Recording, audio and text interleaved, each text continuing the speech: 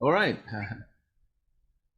Amen. Oke, sekali lagi selamat datang bagi mereka yang join kita di dalam YouTube dan juga menonton kita secara offline ataupun selepas hari ini, ya. Saya berdoa Anda diberkati dengan firman Tuhan. Amen. Amen. Kita menyembah Allah yang luar biasa, Allah yang hidup, saudara-saudara. Dan malam ini saya memulakan kepada kita uh, suatu update, ya, tentang kebangunan rohani atau lawatan Tuhan yang nyata dan luar biasa di Asbury College di Amerika, di Kentucky, ya. Dan sudah beberapa hari sudah berlangsung lawatan Tuhan di saat teduh di chapel mereka, kan. Dia University Kristen, non-denominational Christian University. Dan mereka dilawat Tuhan pada hari ini setelah mereka berdoa selama 130 jam. Dan setelah itu terjadi lawatan Tuhan dan hadirat Tuhan, lawatan Tuhan itu tinggal bersama-sama dengan mereka dan banyak yang dijamah Tuhan, sehingga sekarang banyak pula bukan saja murid-murid dan juga guru-guru, fakulti-fakulti mereka yang dijamah Tuhan, sehingga mereka berkumpul berjam-jam di dalam chapel mereka. Tapi dia menyebar, ya, begitu cepat, dan api Tuhan itu, kegerakan Tuhan itu menyebar ke kampus-kampus yang lain, ya, ke universitas yang lain, dan sekarang juga ke kota-kota yang lain. Luar biasa, ya. Dan hari ini banyak orang yang datang berkumpul di Asbury College, dan tempat chapel mereka itu penuh, ya, saudara-saudara, sehingga orang, ya, beratur di luar, ya, beratur di luar. Kalau bahasa Indonesia antri. Mereka beratur berdiri di luar sampai panjang sekali. Mereka tunggu sehingga mereka dapat masuk, ya. Nah, luar biasa kegerakan Tuhan, saudara-saudara. Dorongan saya, saudara-saudara, api Tuhan ini bekerja dan mengalir, dan tidak salah kalau kita tidak mau ketinggalan. Jadi kita mau arahkan hati kita, saudara-saudara, kita mau, ya, mencapai, menjamah, ataupun to tap into this work of the Holy Spirit, ya, mencapai kegerakan Roh Kudus. Dan kita berdoa supaya Tuhan melakukan perkara yang sama di tempat kita, di dalam hidup kita, di gereja kita, di kota kita. Katakan amin. Haleluya. Haleluya. Saudara-saudara, jangan kita ketinggalan di dalam kegerakan Tuhan ini. Ini adalah akhir zaman. Nabi Joel sudah menubuatkan beberapa ratus tahun yang dulu, ya, bahwa di akhir zaman Allah akan mencurahkan rohnya ke atas segala semua manusia. Dan itu terjadi sejak hari Pentakosta. Dan di akhir zaman ini Tuhan akan mencurahkan Roh Kudusnya bagi gerejanya. Saya tidak mau ketinggalan, saudara-saudara, ya, dan saya mendorong Anda juga supaya jangan ketinggalan di dalam lawatan Tuhan yang luar biasa. Katakan amin. Amin. Haleluya.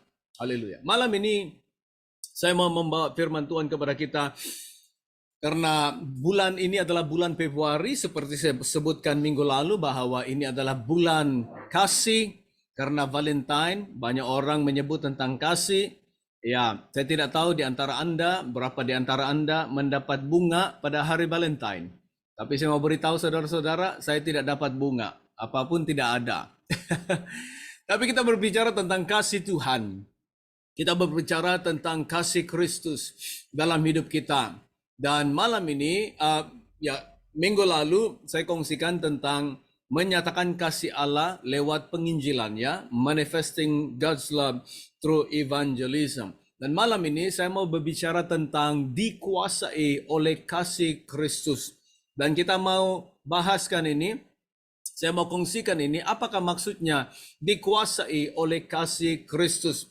Terutamanya tahun ini, karena tema kita tahun ini adalah berjalan bersama dengan Allah. Dan saudara-saudara, kita tidak boleh berjalan bersama dengan Allah atau bersama dengan Tuhan kalau kita tidak berjalan di dalam kasih. Ya, salah satu dipanggil ini kriteria atau prerequisite ya yang diperlukan di dalam hidup seorang Kristen yang mau berjalan di dalam Tuhan, dalam hadirat Tuhan, dalam bergaul bersama dengan Tuhan adalah kasih. Kasih. Ya, hidup kita perlu dipenuhi dengan kasih, dan kasih itu adalah kasih Kristus.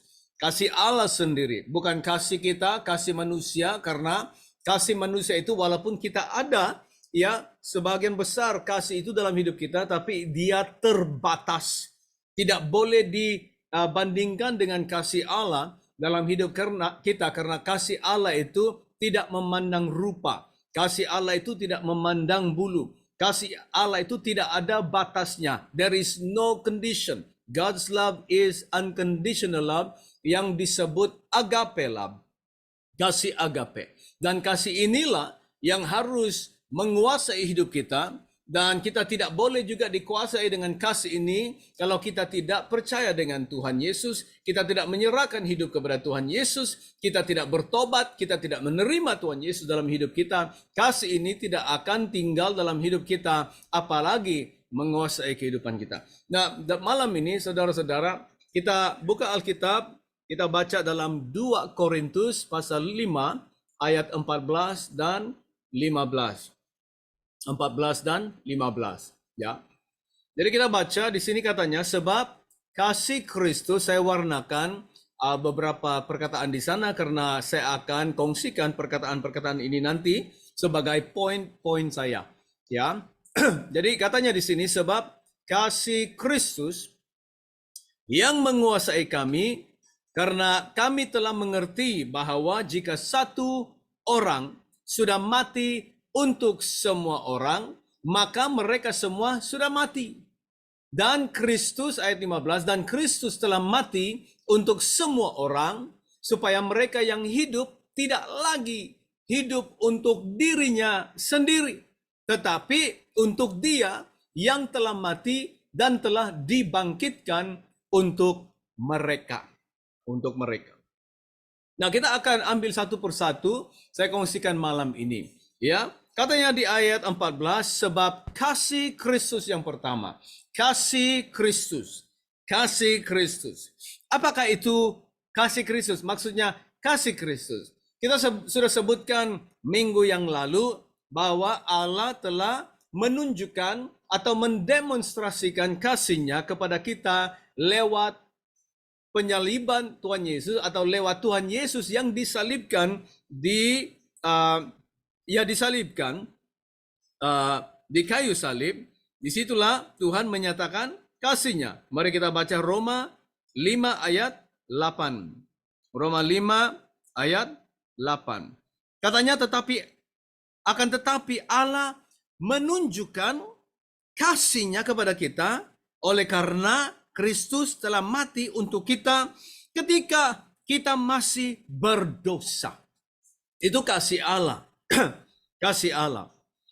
Kasih Allah, sewaktu Tuhan Yesus datang ke dunia dan mati di kayu salib, Dia sengsara, Dia dicambuk, Dia dipaku di kayu salib, Dia ditusuk dengan lembing, Dia menyerahkan rohnya kepada Allah Bapa di sorga, mati di kayu salib, dikuburkan, dan selepas 3 hari Dia telah dibangkitkan. Di dalam kebangkitan Yesus, di dalam sewaktu Yesus datang ke dunia, saudara-saudara, Tuhan Yesus tidak meminta izin kepada kita untuk mati bagi kita sewaktu kita masih berdosa. Malahan sebelum kita dilahirkan, sebelum kita mengenal Tuhan, Yesus telah mati bagi kita karena Tuhan sudah merencanakan keselamatan dan penebusan.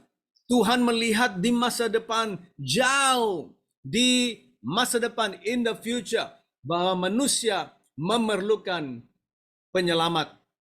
Jadi Tuhan sudah menyediakan penebus, menyediakan anak domba yang menghapus dosa dunia. Firman Tuhan berkata bahwa dia sudah merencanakan ataupun dia sudah melakukannya sebelum dunia dijadikan. Before the foundation of the world. Tuhan sudah merencanakan untuk keselamatan dan penebusan manusia. Luar biasa.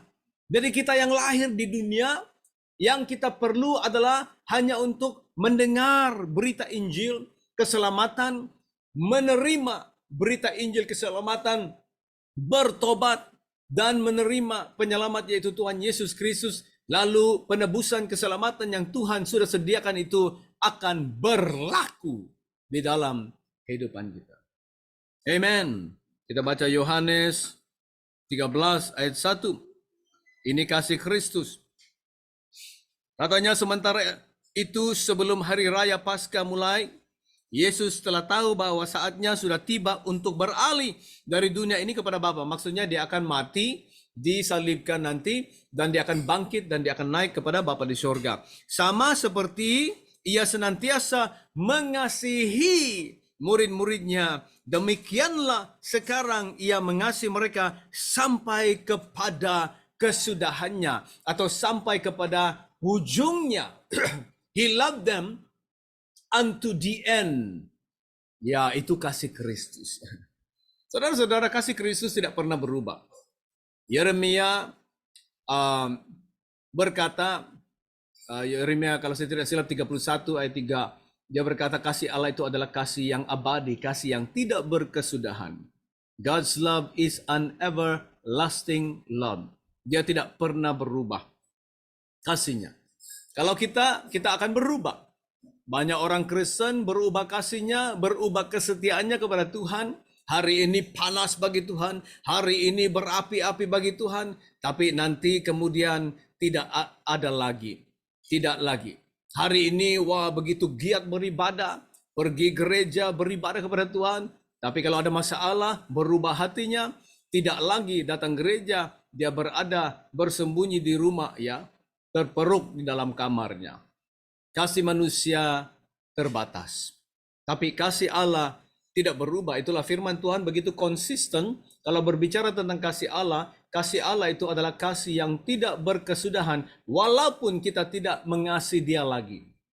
Walaupun kita memberontak, walaupun kita jatuh ke dalam dosa, walaupun kita melupakan Tuhan, tapi kasih Tuhan tidak pernah berubah. Di dalam Ibrani 10 ayat 7 dan 10 kita baca ya. Ini pernyataan kasih Tuhan Yesus dalam hidup kita. Ibrani 10 ayat 7. Ayat 7. Lalu aku berkata, sungguh aku datang dalam gulungan kitab ada tertulis tentang aku untuk melakukan kehendak-Mu ya Allah. Nah, petikan ini diambil dari Mazmur 40 ayat 7 hingga 9. Ini berbicara, ini Mazmur Mesias atau the Messianic Psalm, berbicara apa respon anak Tuhan, anak Bapa di surga, yaitu Allah, anak God the Son, berbicara kepada Bapa di surga. Kita ingat ya dalam Yesaya 6 ayat 8, Tuhan berbicara, siapakah yang akan pergi untuk kami? Siapakah yang akan kuutus? Itu Yesaya mendengar seperti mendengar meeting atau perbincangan Bapa di surga tentang rencana penebusannya untuk menebus manusia. Dan ini adalah jawaban Allah anak atau God the Son. Katanya dalam gulungan kitab ada tertulis tentang aku untuk melakukan kehendak-Mu ya Allah. Mazmur 40 ayat 7 hingga 9 dipetik oleh penulis buku Ibrani. Saya percaya itu adalah Paulus sendiri, walaupun namanya tidak dituliskan di dalam Ibrani bahwa dia adalah penulis buku Ibrani, tapi ada argumen dan juga bukti-bukti ya. Jadi bagi saya percaya itu adalah Paulus. Ibrani 10 ayat 7 dia petik ayat ini di dalam Ibrani. Dan kita baca di ayat 10. Katanya, dan karena kehendaknya, karena katanya dalam gulungan kitab suci ada tertulis, aku datang untuk melakukan kehendak-Mu ya Allahku, kehendak-Mu. Jadi ayat 10 berkata, dan karena kehendaknya ini kita telah dikuduskan. Maksudnya kita telah diselamatkan, dikuduskan, diampuni, ditebus, dilahir baru. Karena kehendaknya inilah kita telah dikuduskan untuk satu kali untuk selama-lamanya oleh persembahan tubuh Kristus Yesus. Itu kasih Kristus, saudara-saudara. Sewaktu Paulus berkata dalam 2 Korintus 5:14 tadi, karena kasih Kristus. Apa maksudnya? Ya, dia berbicara tentang kasih Kristus yang Paulus alami. Paulus berkata, karena kasih Kristus menguasai kami. Karena kasih Kristus yang kami alami, kasih Kristus yang dinyatakan kepada kami, kasih Kristus yang sudah berlaku dalam hidup kami dikuasai. Ya, dengan kasih Kristus. Tapi juga ia bermaksud, kita boleh ambil maksudnya juga seperti ini, bukan saja kasih Kristus bagiku, tapi kasih Kristus kasihku bagi Kristus. Karena aku telah mengalami kasih Kristus dalam hidupku, jadi sekarang aku melakukan apa saja untuk membalas kasih Kristus. Karena kasihku akan Yesus, aku melakukan apa yang aku lakukan pada hari ini untuk kemuliaan Tuhan.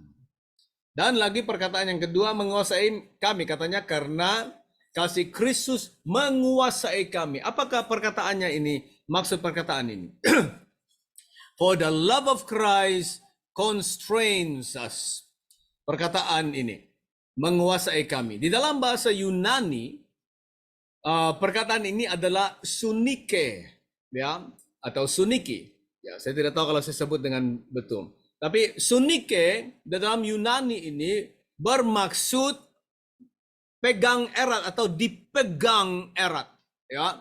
Ya, dipegang erat. Seperti orang yang jatuh cinta kan? Ya, dia pegang boyfriendnya erat-erat, takut orang lain ambil kan? Ya. Dipegang erat ataupun menahan bersama ataupun mengurung. Maksudnya dia kasih masuk di dalam penjara atau kurungan, mengurung, menahan atau mendesak ataupun mendorong ataupun membuat teruja atau gairah, membuatkan kita excited. Nah, itu maksudnya Paulus berkata, karena kasih Kristus menguasai kami. Bukan kasih Kristus dia kuasai kita begitu saja, tapi kasih Kristus dia memegang kita erat, menahan kita bersama. Kasih Kristus mengurung kita, kasih Kristus menahan kita, kasih Kristus mendesak kita, mendorong kita, dan membuatkan kita teruja atau excited. Jadi itu sebabnya saudara-saudara, kalau ada kegerakan rohani, kalau ada lawatan Roh Kudus, orang dijamah oleh kasih Tuhan. Itu yang sangat yang major, yang akan berlaku saat ada lawatan Tuhan. Kasih kita akan Tuhan itu akan menjadi lebih kuat. Kita akan merasa mengalami hadirat Tuhan. Kasih Tuhan itu datang dalam hidup kita. Itulah kita seperti terdesak dan didorong dan menjadi gairah, menjadi teruja, menjadi excited untuk berada dalam hadirat Tuhan. Sehingga kita tidak mau keluar, kita tidak mau pulang, kita tidak mau berhenti berdoa, menyembah, memuji Tuhan. Karena kasih Tuhan menguasai kita. The love of Christ compels us. The love of Christ will drive us. Dia yang mendorong kita. Luar biasa perkataan ini, saudara-saudara. Terus lagi maksudnya sunike ini ataupun menguasai kami ini bermaksud yang mendesak atau yang memberi Paulus motif yang mengujakan dalam melayani dan penyangkalan diri adalah karena kasih Kristus. Kasih yang telah dia nyatakan kepada semua manusia. Maksudnya yang mendorong Paulus, yang memimpin Paulus, yang membuatkan Paulus itu begitu committed dengan misi, visinya, pelayanannya, walaupun dia sengsara, walaupun dia dilempari batu sehingga dia mati, walaupun dia sakit, walaupun dia ada masalah mata, walaupun dia dianiaya, walaupun dia dipenjara, walaupun dia harus kelaparan, walaupun dia mengalami kapal karam, walaupun dia mengalami dipatuk ular, tapi Paulus tetap melayani Tuhan. Kenapa? Karena kasih Kristus yang mendorong Paulus. Apakah yang mendorong kehidupan kita, saudara-saudara? Kasih Kristus, dia mati bagi kita. Seharusnya kita ada kegairahan yang sama seperti yang Paulus alami. Sedikit contoh, Barnabas dan Paulus, katanya dalam Kisah Rasul 15 ayat 25 dan 26, katanya Barnabas dan Paulus ini adalah orang-orang yang telah mempertaruhkan nyawa mereka karena nama Tuhan Yesus Kristus. Kenapa? Mereka sanggup mempertaruhkan nyawa mereka karena iman percaya kepada Yesus. Kenapa mereka harus mempertaruhkan nyawa mereka? Hanya nama Yesus. Hanya memberitakan Yesus. Kenapa, saudara? Karena mereka mengalami kasih Kristus dalam hidup mereka. Orang yang telah mengalami kasih Kristus dalam hidup mereka akan didorong dan dikuasai dengan kasih itu. 2 Korintus 5:13 berkata, sebab jika kami tidak menguasai diri, hal itu adalah dalam pelayanan Allah, dan jika kami menguasai diri, hal itu adalah untuk kepentingan kamu. Di sini Paulus dia berbicara, kalau dalam bahasa Inggris, if we are beside ourselves, maksudnya kalau kami ini dianggap gila, dianggap senteng, ya karena melayani Tuhan Yesus, karena percaya Tuhan Yesus Kristus, itu adalah bagi Allah. Orang tidak akan mengerti kita, saudara-saudara, apabila kita ini berjalan dalam kasih Kristus, didorong dengan kasih Kristus, dan kita melakukan pekerjaan untuk Tuhan, melayani Tuhan, berdoa lama, baca Alkitab banyak-banyak, sering datang ke gereja, Bible study, hampir setiap hari saja kita mau ke gereja. Orang pikir kita gila, saudara-saudara. Tapi tidak apa. Asalkan itu kasih Kristus yang mendorong. Amin. Ya. Karena itu adalah untuk Tuhan. Haleluya. Nah, di dalam 1 Korintus 4 ayat 10 lagi keras perkataan Paulus. Katanya 1 Korintus 4:10 katanya, kami bodoh oleh karena Kristus. We are fools for Christ. We are fools for Christ. Dan ini perkataan ini sebenarnya dipetik atau disebut oleh Jim Elliot yang pergi ke Amazon untuk memberitakan firman Tuhan kepada orang-orang asli di Amazon, ya. Kita tahu ceritanya, kalau tidak tahu pergi Google, pergi internet, cari Jim Elliot. Ya, apa yang terjadi, Jim Elliot ini bersama dengan pilotnya, ya, pergi terbang dan masuk ke dalam hutan itu, landing di tepi sungai untuk mendekati orang-orang Amazon. Tapi saat mereka sampai, mereka mau mendekati orang-orang Amazon karena mereka mau memberitakan Yesus kepada orang-orang Amazon. Orang-orang Amazon itu membunuh mereka dan menusuk mereka dengan lembing dan membunuh mereka sehingga mati. Jadi Jim Elliot ini, hamba Tuhan, mati di Amazon. Istrinya meneruskan pelayanan dia.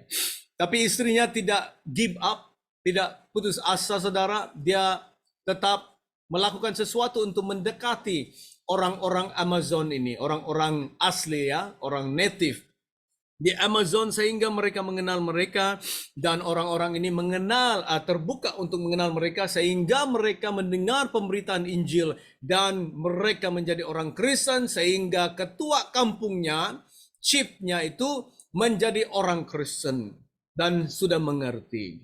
Tapi istrinya Jim Elliot ini, ya, dengan kasih Tuhan sudah mengampuni apa yang terjadi, seluruh kampung itu telah menjadi orang Kristen percaya Yesus. Suatu hari saudara-saudara, ketua kampung itu datang kepada istrinya Jim Elliot yang mereka bunuh sebelumnya karena mereka belum mengenal Tuhan. Lalu dia membawa lembingnya yang dipakainya untuk membunuh Jim Elliot. Lalu dia serahkan kepada istrinya Jim Elliot.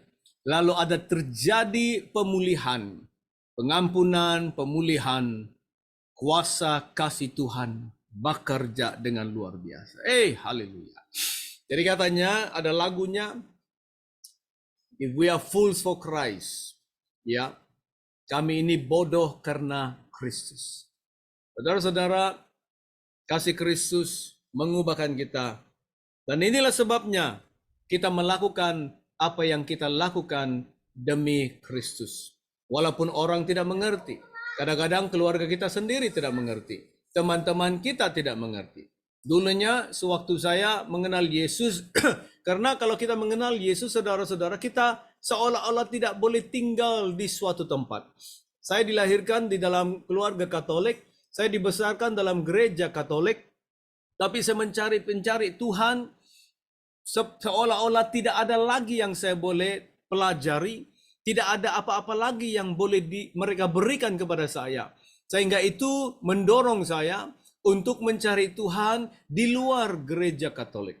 Dan karena saya diekspos ke gereja-gereja lain, sehingga saya baca firman Tuhan, mendengar firman Tuhan, belajar firman Tuhan, mengenal kebenaran, lalu saya keluar dari gereja Katolik. Nah, saudara-saudara, saat saya keluar dari gereja Katolik, waduh, kita tidak boleh bayangkan, ya, hinaan yang kita terima, kita ditolak, teman-teman tidak mau mendekati kita, keluarga kita tidak paham, sehingga tidak mau mendekati, tidak mau berbicara dengan saya. Luar biasa ya. Tapi saya tetap buka hati, karena hanya saya tahu dengan Tuhan apa yang sedang terjadi. Mereka tidak mengerti. Ya, mereka tidak mengerti.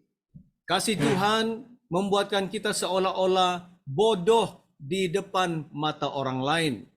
Tapi saudara-saudara, kalau kasih Tuhan kita alami, teruskan, kejar, berpeganglah dengan kasih Tuhan. Amen. Ya.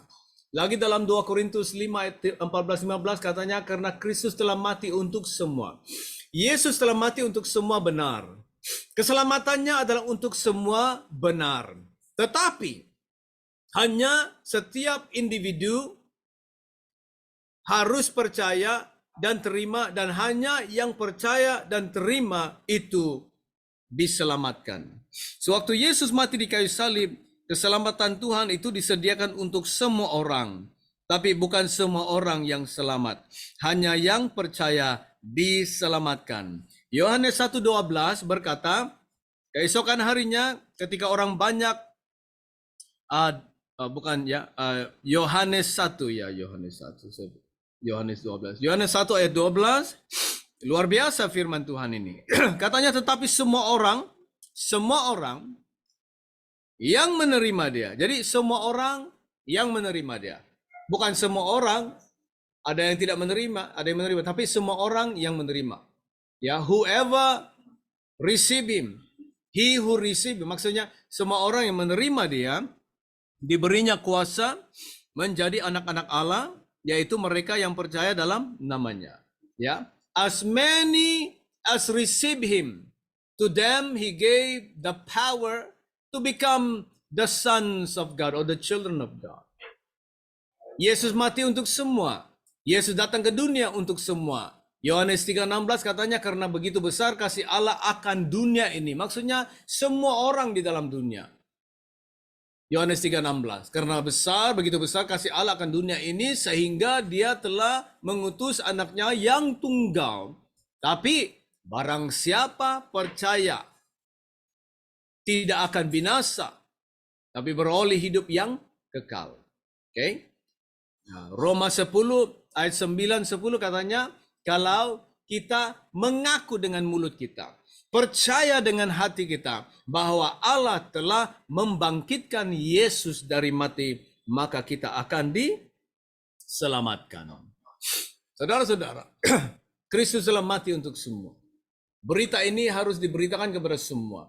Kita harus memberitakan karena ini adalah pemberitaan kasih Tuhan Yesus. Kenapa dia mati untuk semua? Kenapa dia telah mati, disalibkan, mati di kayu salib, saudara-saudara? Karena Anda dan saya. Dan kita harus percaya kepada dia.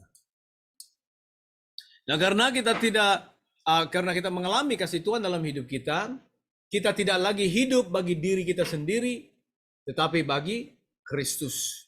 Ini adalah motivasi kehidupan Paulus sebenarnya. Dalam Filipi 1:21 Paulus berkata, bagiku hidup adalah Kristus dan mati adalah keuntungan. Bagiku. Nah, ayat firman Tuhan ini Filipi 1:21 luar biasa maksudnya. Dan saya pikir kita perlu mengambil waktu untuk duduk, renungkan saudara. Renungkan. Bagiku hidup adalah Kristus. Bagiku yang mendorong saya, my drive, the thing that drives me in my life is Christ, the love of Christ. Tuhan Yesus. Tanya soalan, bagimu hidup apa saudara-saudara? Ada orang hidup untuk makan, bukan makan untuk hidup. Ya, tapi kadang-kadang dua juga. Ada yang hidup untuk makan dan makan untuk hidup. Jadi dua-dua pun bolehlah kan. Tapi kalau kita ambil satu saja, saya hidup untuk makan. Wah, itu kita tidak hidup lama saudara-saudara. Ya.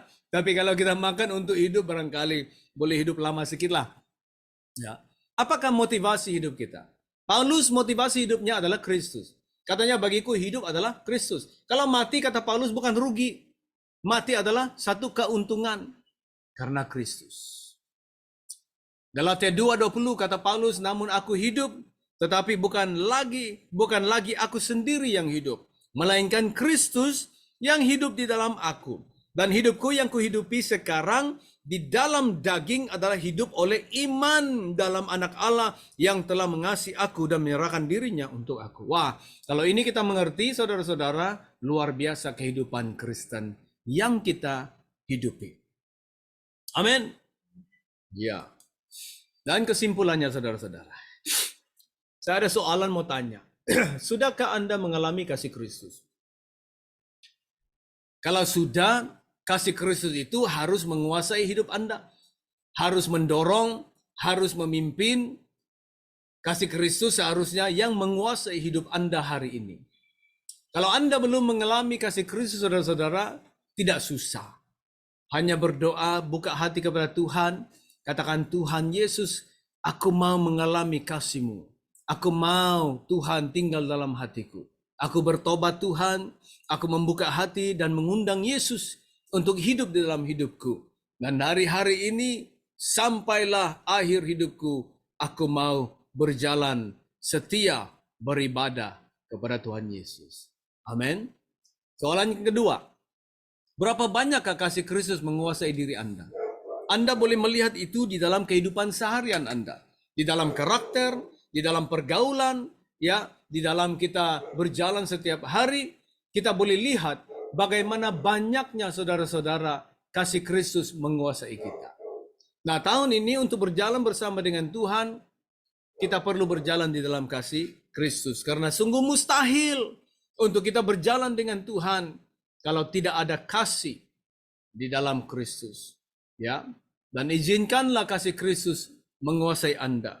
Anda harus mengizinkannya, saudara-saudara. Dan saya berdoa, malam ini saudara akan dikuasai oleh kasih Kristus. Melayani Tuhan, bersaksi, memberitakan Injil, mengungsikan Yesus kepada orang lain, kepada saudara-saudara, keluarga kita, membawa orang ke dalam gereja, persekutuan kita, sehingga mereka mengenal Tuhan karena kasih Kristus. Kita mendukung gereja, kita mendukung gembala kita, saudara-saudara, itu karena kasih Kristus. Kita setia kepada gereja, walaupun gereja ada masalah, walaupun kita lihat sudah banyak orang lari dari gereja, tapi kita tetap ada, kita tetap tinggal setia karena kasih Kristus menguasai kita, saudara-saudara. Amin. Amin. Semoga Tuhan memberkati firman-Nya untuk membuatkan kita bertumbuh dan menjadi matang. Saudara-saudara, Tuhan memberkati Anda dan biarlah Anda dikuasai dengan kasih Kristus. Tuhan berkati, shalom, dan kita akan jumpa di depan. Tuhan berkati.